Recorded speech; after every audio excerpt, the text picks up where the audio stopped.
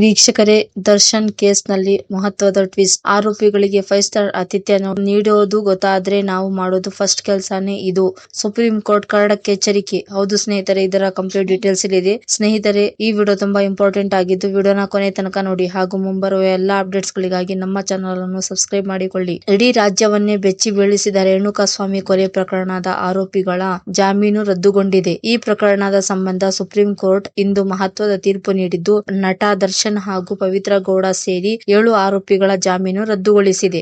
High court ಆದೇಶದ ವಿರುದ್ಧ ಕರ್ನಾಟಕ ಸರ್ಕಾರ ಸಲ್ಲಿಸಿದ್ದ ಮೇಲ್ಮನವಿಯ ಮೇರೆಗೆ ನ್ಯಾಯಮೂರ್ತಿ ಜೆ.ಬಿ. ಪಾದ್ರಿವಾಲಾ ಮತ್ತು ಆರ್. ಮಹಾದೇವನ್ ಅವರಿದ್ದ ಪೀಠವು ಆದೇಶವನ್ನು ನೀಡುವ ವೇಳೆ ದರ್ಶನ್ ಮಾತ್ರವಲ್ಲದೆ ಉಳಿದ 5 ಚಾಟಿ ಏಟು ಬೀಸಿದೆ. ಸುಪ್ರೀಂ ಕೋರ್ಟ್ ಜಾಮೀನು ರದ್ದು ಮಾಡಿರೋದು ಮಾತ್ರವಲ್ಲ, ಇದರ ಜೊತೆಗೆ ಜೈಲಾಧಿಕಾರಿಗಳಿಗೂ ಎಚ್ಚರಿಕೆ ನೀಡಿದೆ. ಆದೇಶ ಪ್ರಕಟ ಮಾಡುವ ವೇಳೆ ಮಾತನಾಡಿದ ನ್ಯಾಯಮೂರ್ತಿ ಪಾದ್ರಿವಾಲಾ ಅವರು ಜೈಲಿನಲ್ಲಿ ಆರೋಪಿಗಳಿಗೆ ವಿಶೇಷ ಆತಿಥ್ಯ ನೀಡುವುದರ ವಿರುದ್ಧವೂ ಎಚ್ಚರಿಕೆ ನೀಡಿದ್ದು, ಆರೋಪಿಗಳಿಗೆ 5 ಸ್ಟಾರ್ ಆತಿಥ್ಯ ನೀಡಲಾಗುತ್ತಿದೆ ಎಂದು ನಮಗೇನಾದರೂ ತಿಳಿದು ಬಂದರೆ ಅದೇ ದಿನ ನಾವು ತೆಗೆದುಕೊಳ್ಳುವ ಮೊದಲ ಹೆಜ್ಜೆಯೇ ಸೂಪರಿಂಟೆಂಡೆಂಟ್ ಮತ್ತು ಇತರ ಎಲ್ಲಾ ಅಧಿಕಾರಿಗಳನ್ನು ಅಮಾನತುಗೊಳಿಸುವುದು ಎಂದು ಖಡಕ್ ಎಚ್ಚರಿಕೆ ನೀಡಿದ್ದಾರೆ. ಆರೋಪಿ ಎಷ್ಟೇ ದೊಡ್ಡವನಾಗಿದ್ದರೂ ಅವನು ಅಥವಾ ಅವಳು ಕಾನೂನಿಗಿಂತ ಮೇಲಲ್ಲ ಎಂಬ ಸಂದೇಶವನ್ನು ಈ ತೀರ್ಪು ನಮ್ಮನ್ನು ನೀಡುತ್ತದೆ ಎಂದಿರುವ ಘನ ನ್ಯಾಯಾಲಯ, ಯಾವುದೇ ಮಟ್ಟದಲ್ಲಿ ನ್ಯಾಯ ವಿತರಣಾ ವ್ಯವಸ್ಥೆಯು ಯಾವುದೇ ಬೆಲೆ ತೆತ್ತಾದರೂ ಕಾನೂನಿನ ನಿಯಮವನ್ನು ಕಾಪಾಡಿಕೊಳ್ಳಬೇಕು ಎಂಬ ಬಲವಾದ ಸಂದೇಶವನ್ನು ಇದು ಒಳಗೊಂಡಿದೆ. ಯಾವುದೇ ವ್ಯಕ್ತಿ ಕಾನೂನಿಗಿಂತ ಮೇಲಲ್ಲ ಅಥವಾ ಅದಕ್ಕಿಂತ ಕೀಳಲ್ಲ.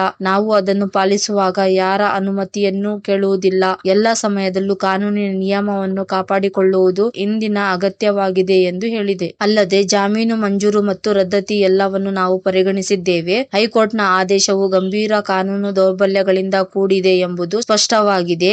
ಐಪಿಸಿ ಸೆಕ್ಷನ್ 302 ಮತ್ತು 34 ಅಡಿಯಲ್ಲಿ ಜಾಮೀನು ನೀಡಲು ಯಾವುದೇ ವಿಶೇಷ ಅಥವಾ ಸ್ಪಷ್ಟ ಕಾರಣಗಳನ್ನು ದಾಖಲಿಸಲು ಆದೇಶವು ವಿಫಲವಾಗಿದೆ. ಬದಲಾಗಿ ಇದು ಕಾನೂನುಬದ್ಧವಾಗಿ ಸಂಬಂಧಿಸಿದ ಸಂಗತಿಗಳ ಗಮನಾರ್ಹ ಲೋಪದಿಂದ ರೂಪುಗೊಂಡ ವಿವೇಚನೆಯ ಯಾಂತ್ರಿಕ ವ್ಯಾಯಾಮವನ್ನು ಪ್ರತಿಬಿಂಬಿಸುತ್ತದೆ ಎಂದು ಸುಪ್ರೀಂ ಕೋರ್ಟ್ ಹೇಳಿತು. ಇದಾಗಿತ್ತು ಇವತ್ತಿನ ಅಪ್ಡೇಟ್. ಮುಂದಿನ ಅಪ್ಡೇಟ್ಗಳಿಗಾಗಿ ನಮ್ಮ ಚಾನಲ್ ಅನ್ನು ಸಬ್ಸ್ಕ್ರೈಬ್ ಮಾಡಿಕೊಳ್ಳಿ. ವೀಕ್ಷಕರೇ, ದರ್ಶನ್ ಕೇಸ್ನಲ್ಲಿ ಮಹತ್ವದ ಟ್ವಿಸ್ಟ್. ಆರೋಪಿಗಳಿಗೆ 5 ಸ್ಟಾರ್ ಆತಿಥ್ಯ ನೀಡೋದು ಗೊತ್ತಾದ್ರೆ ನಾವು ಮಾಡೋದು ಫಸ್ಟ್ ಕೆಲ್ಸನೇ ಇದು.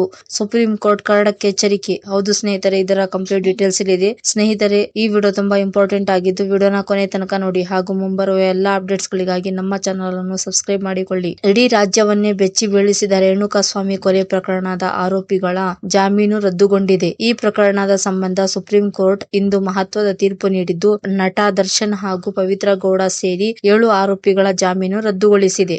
ಹೈಕೋರ್ಟ್ ಆದೇಶದ ವಿರುದ್ಧ ಕರ್ನಾಟಕ ಸರ್ಕಾರ ಸಲ್ಲಿಸಿದ್ದ ಮೇಲ್ಮನವಿಯ ಮೇರೆಗೆ ನ್ಯಾಯಮೂರ್ತಿ ಜೆ.ಬಿ. ಪಾದ್ರಿವಾಲಾ ಮತ್ತು ಆರ್. ಮಹಾದೇವನ್ ಅವರಿದ್ದ ಪೀಠವು ಆದೇಶವನ್ನು ನೀಡುವ ವೇಳೆ ದರ್ಶನ್ ಮಾತ್ರವಲ್ಲದೆ ಉಳಿದ 5 ಚಾಟಿ ಏಟು ಬೀಸಿದೆ. ಸುಪ್ರೀಂ ಕೋರ್ಟ್ ಜಾಮೀನು ರದ್ದು ಮಾಡಿರೋದು ಮಾತ್ರವಲ್ಲ, ಇದರ ಜೊತೆಗೆ ಜೈಲಾಧಿಕಾರಿಗಳಿಗೂ ಎಚ್ಚರಿಕೆ ನೀಡಿದೆ. ಆದೇಶ ಪ್ರಕಟ ಮಾಡುವ ವೇಳೆ ಮಾತನಾಡಿದ ನ್ಯಾಯಮೂರ್ತಿ ಪಾದ್ರಿವಾಲಾ ಅವರು ಜೈಲಿನಲ್ಲಿ ಆರೋಪಿಗಳಿಗೆ ವಿಶೇಷ ಆತಿಥ್ಯ ನೀಡುವುದರ ವಿರುದ್ಧವೂ ಎಚ್ಚರಿಕೆ ನೀಡಿದ್ದು, ಆರೋಪಿಗಳಿಗೆ 5 ಸ್ಟಾರ್ ಆತಿಥ್ಯ ನೀಡಲಾಗುತ್ತಿದೆ ಎಂದು ನಮಗೇನಾದರೂ ತಿಳಿದು ಬಂದರೆ ಅದೇ ದಿನ ನಾವು ತೆಗೆದುಕೊಳ್ಳುವ ಮೊದಲ ಹೆಜ್ಜೆಯೇ ಸೂಪರಿಂಟೆಂಡೆಂಟ್ ಮತ್ತು ಇತರ ಎಲ್ಲಾ ಅಧಿಕಾರಿಗಳನ್ನು ಅಮಾನತುಗೊಳಿಸುವುದು ಎಂದು ಖಡಕ್ ಎಚ್ಚರಿಕೆ ನೀಡಿದ್ದಾರೆ. ಆರೋಪಿ ಎಷ್ಟೇ ದೊಡ್ಡವನಾಗಿದ್ದರೂ ಅವನು ಅಥವಾ ಅವಳು ಕಾನೂನಿಗಿಂತ ಮೇಲಲ್ಲ ಎಂಬ ಸಂದೇಶವನ್ನು ಈ ತೀರ್ಪು ನಮ್ಮನ್ನು ನೀಡುತ್ತದೆ ಎಂದಿರುವ ಘನ ನ್ಯಾಯಾಲಯ, ಯಾವುದೇ ಮಟ್ಟದಲ್ಲಿ ನ್ಯಾಯ ವಿತರಣಾ ವ್ಯವಸ್ಥೆಯು ಯಾವುದೇ ಬೆಲೆ ತೆತ್ತಾದರೂ ಕಾನೂನಿನ ನಿಯಮವನ್ನು ಕಾಪಾಡಿಕೊಳ್ಳಬೇಕು ಎಂಬ ಬಲವಾದ ಸಂದೇಶವನ್ನು ಇದು ಒಳಗೊಂಡಿದೆ. ಯಾವುದೇ ವ್ಯಕ್ತಿ ಕಾನೂನಿಗಿಂತ ಮೇಲಲ್ಲ ಅಥವಾ ಅದಕ್ಕಿಂತ ಕೀಳಲ್ಲ.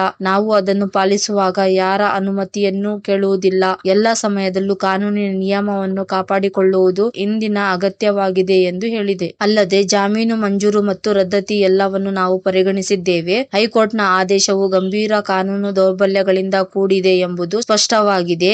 ಐಪಿಸಿ ಸೆಕ್ಷನ್ 302 ಮತ್ತು 34 ಅಡಿಯಲ್ಲಿ ಜಾಮೀನು ನೀಡಲು ಯಾವುದೇ ವಿಶೇಷ ಅಥವಾ ಸ್ಪಷ್ಟ ಕಾರಣಗಳನ್ನು ದಾಖಲಿಸಲು ಆದೇಶವು ವಿಫಲವಾಗಿದೆ. ಬದಲಾಗಿ ಇದು ಕಾನೂನುಬದ್ಧವಾಗಿ ಸಂಬಂಧಿಸಿದ ಸಂಗತಿಗಳ ಗಮನಾರ್ಹ ಲೋಪದಿಂದ ರೂಪುಗೊಂಡ ವಿವೇಚನೆಯ ಯಾಂತ್ರಿಕ ವ್ಯಾಯಾಮವನ್ನು ಪ್ರತಿಬಿಂಬಿಸುತ್ತದೆ ಎಂದು ಸುಪ್ರೀಂ ಕೋರ್ಟ್ ಹೇಳಿತು. ಇದಾಗಿತ್ತು ಇವತ್ತಿನ ಅಪ್ಡೇಟ್. ಮುಂದಿನ ಅಪ್ಡೇಟ್ಗಳಿಗಾಗಿ ನಮ್ಮ ಚಾನಲ್ ಅನ್ನು ಸಬ್ಸ್ಕ್ರೈಬ್ ಮಾಡಿಕೊಳ್ಳಿ.